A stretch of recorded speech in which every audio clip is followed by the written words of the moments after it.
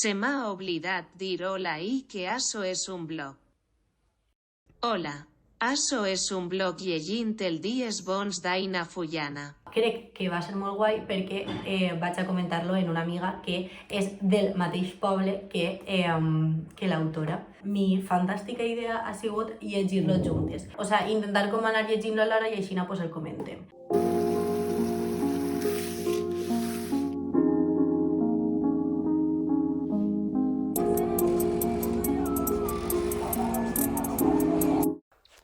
Bueno, avui és dissabte, previsiblement començaré a llegir els Dies Bons. Ahir ja vaig parlar com en la meva amiga, en el calendari estiguérem com dient, vale, pues fins a este dia has de tindre llegida la primera part. Este día tal. Bueno, pues cuando eso, pues ya os voy contando. Avui, a més, tinc concert de Cruz Cafune en Razmataz, lo cual me fa molta il·lusió. Señores, a divertirnos pero con cuidado, no vayan a matarse.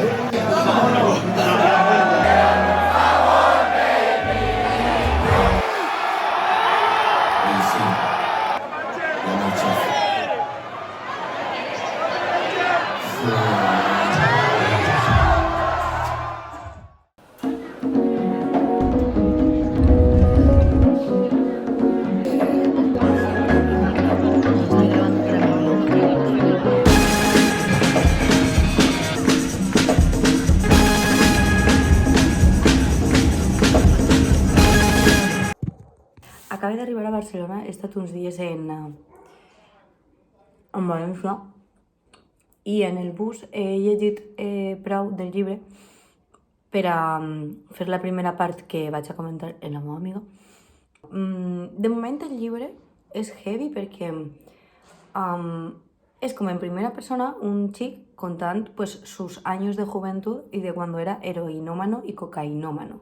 Me sorprèn com el grau de detall que té quan te conta les xeringues que se gasten per a una cosa i per a altra, no sé.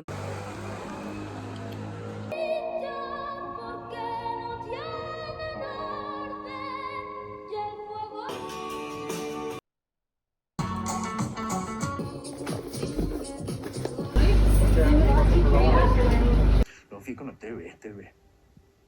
But look at me as a man you can be.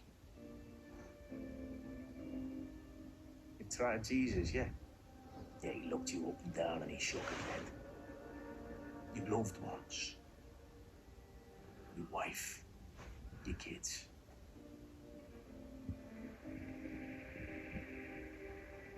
Jesus and your wife and your kids can't help you.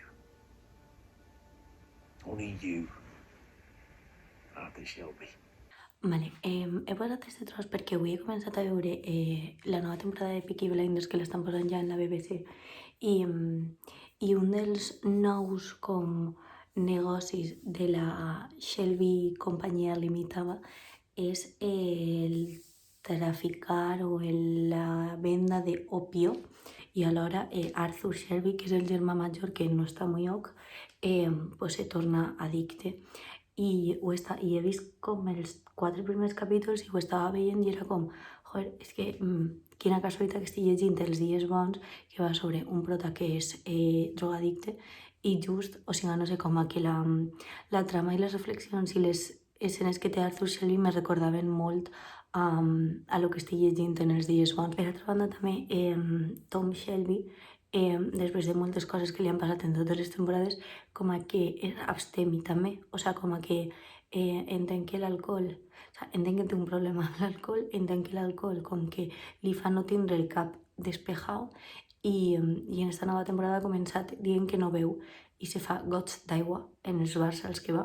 Això m'ha cridat l'atenció, estar veient aquesta sèrie que me coincidirà amb Els Dies Bons.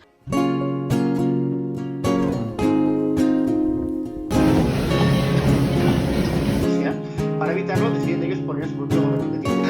De años. ¿Me hacéis una foto?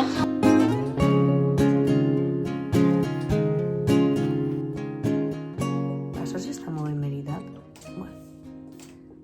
Bueno, he acabat la primera part dels Dies Bons, que són les primeres 90 pàgines, en un calendari que havia fet jo en l'amiga en què estic llegint el llibre l'havíem de comentar ahir, la primera part. Què passa? Que estem en vacances de Pasqua, jo me ho he acabat avui i la meva amiga encara no s'ha acabat la primera part, ja te lo digo. El club de lectura VIP que volia fer jo amb la meva amiga pues ha sido un poco fallido. I bueno, i ara jo vaig perquè és de rehabilitació i tal i no sé què, conèixer una xica que li agrada, se casen i tenen 2 fills i tal, i todo genial, o sea, reinserción a tope. És un tio com que és molt resolutiu i entra en molts treballs i més o menys se va guanyant la vida i li va bé i tal. Vale, estic editant el vídeo i me n'he adonat que no plantege la reflexió que volia quan dic lo de que és molt resolutiu. A lo que me referisc és que és molt curiós perquè la vida que se mostra en la drogadicció d'una persona que és molt resolutiva, que no és la típica imatge de drogadicte que viu en el carrer, tot fatal, superdesastre, sinó que un poc el problema de les addiccions és que sembla que mentre les persones siguin funcionals en la societat esta que s'hem muntat, que puguem treballar, que puguem tindre relacions socials, que puguem formar una família, que és el que s'espera de nosaltres, com que les addiccions no semblen tant. De fet, el protagonista és capaç d'amagar moltíssim la seva realitat i el seu dia a dia en les drogues amb eixa quotidianitat de funcional, no? de que és una persona funcional i ja està. Aleshores, la cosa és què és ser funcional i ser funcional significa estar bé? Nada, continúa. Hola.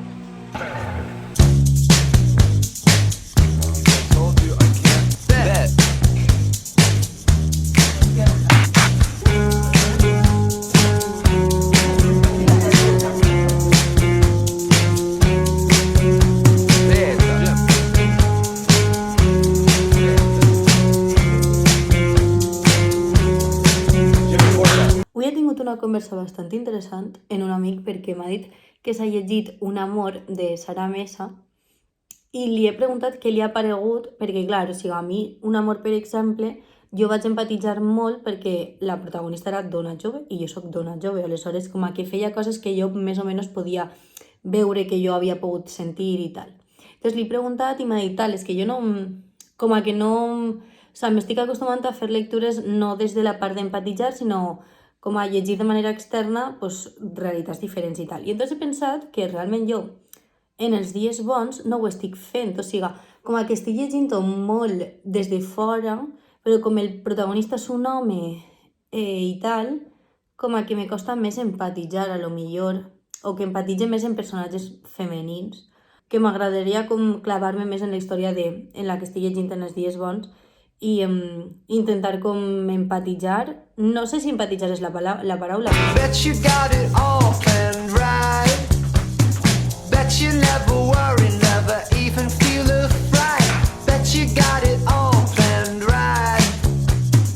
Avui és el dia del llibre, estic super emocionada. O sigui, se m'ha trencat la targeta del banc, així que estic com prou limitada, lo qual a lo millor és bo, tampoc cal passar-se. I, bueno, ahir vaig quedar amb la meva amiga Maria, que és en qui m'estic llegint el llibre de Els dies bons, i me va regalar el meu primer Sant Jordi, que era d'una autora balear també, de Manacor, de fet, Maria Antònia Oliver. I bueno, i estiguérem comentant com la primera part, jo la vaig pel capítol 23, que és la pàgina 136, i estiguérem comentant com la primera part, i ara la segona part és la parella d'ella, o sigui, la mare de la família. Y yo, claro, cuando va a comenzar estaba un poco en plan de ¿quién me habla ahora?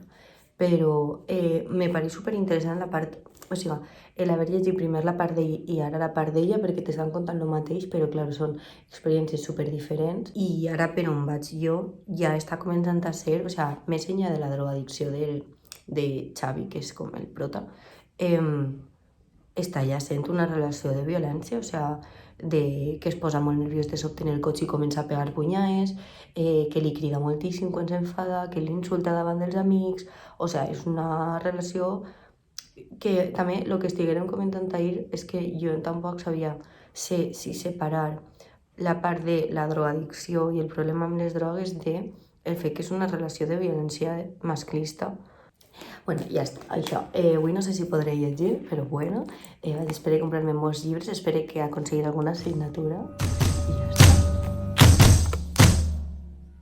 Run fast for your mother, run fast for your father, run for your sisters and your brothers.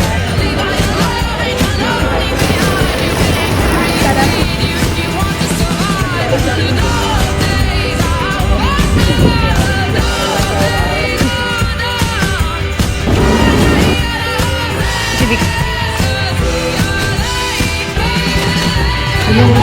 I va ser bastant graciós.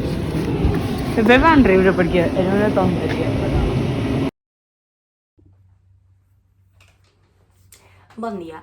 Ahir me vaig acabar els dies bons i, bueno, tot i que ha sigut un club de lectura un poc fallido, perquè Maria i jo hem anat cadascuna com un poc a la seva bola llegint el llibre, sí que està guai perquè casualment l'acabarem ahir les dos i aprofitarem i els estiguerem comentant perquè són 3 parts. La d'ell, que és la persona amb addicció, i després com això afecta com el seu entorn familiar en paraules de la seva parella, és a dir, la mare de la família i la filla major. Té reflexions sobre la salut mental, sobre el suïcidi. És un final com a trist que se te queda i això, i Maria i jo ahir estàvem en plan super resaca emocional que flipes amb el llibre.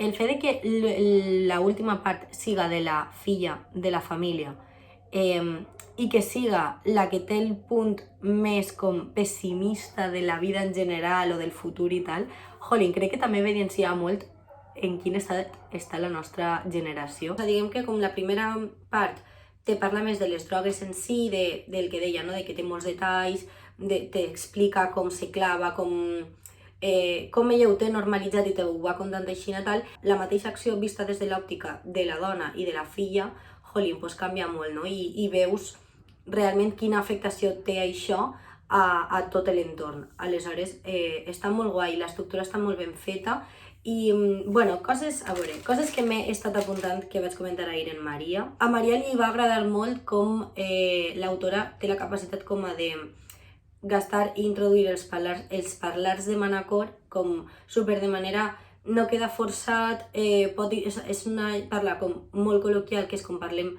nosaltres, bueno, jo no perquè no soc de Manacor, però Maria sí, i és com que pues, si introdueix castellanismes no queda raro, no sé, a Maria li va agradar això. Jo, per exemple, això no ho havia vist tant perquè el que mola molt dels dies bons és que hi ha moltíssimes expressions i paraules que jo com a valenciana no coneixia, aleshores me feia una llista i després li les preguntava a Maria.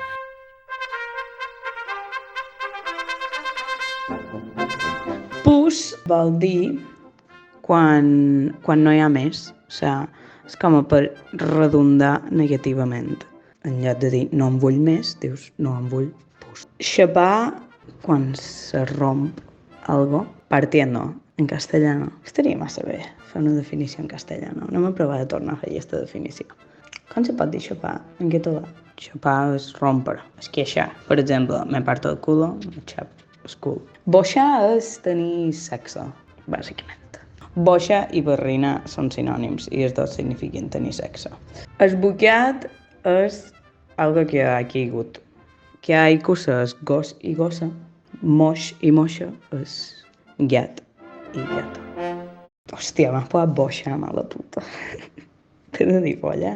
Bueno, no sé, tenen paraules així, no? Que me va sorprendre. Entonces, ha estat guai com a posar en comú això en Maria, que és de Manacor també. Més coses. Bueno, la construcció dels diàlegs i dels monòlegs interns i dels pensaments de cada personatge i com diferencies la manera de parlar de cada personatge és molt guai i crec que és una cosa molt difícil d'aconseguir i que és com a molt relatable del que ha fet l'autora. I bueno, ja està, en el període en el que l'he estat llegint he estat reflexionant molt sobre el tema addiccions, ja no només a les drogues al final, o sigui, perquè al final aquesta història sí que és com a de drogues dures i tal, o sigui, però jo crec que resumiria un poc com a addiccions en la quotidianitat, en plan, per exemple, un exemple és l'alcoholisme, addiccions a, per exemple, en relacions de dependència tòxica també podria entrar ahí, o no sé, sembla que n'hi ha unes addiccions de primera i unes addiccions de segona, o unes addiccions que tolerem i altres que no, i uau, això és heavy, perquè està com supernormalitzat en el dia a dia. Però bueno, no sé, això m'ha agradat els dies bons. Mola que Aina Fullana siga una persona molt jove, té un any més que jo. I ja està, si l'heu llegit, dieu-me a veure què vos ha semblat, i si no, la veritat que vos el recomano molt. Però bueno, això, no sé, m'ha agradat.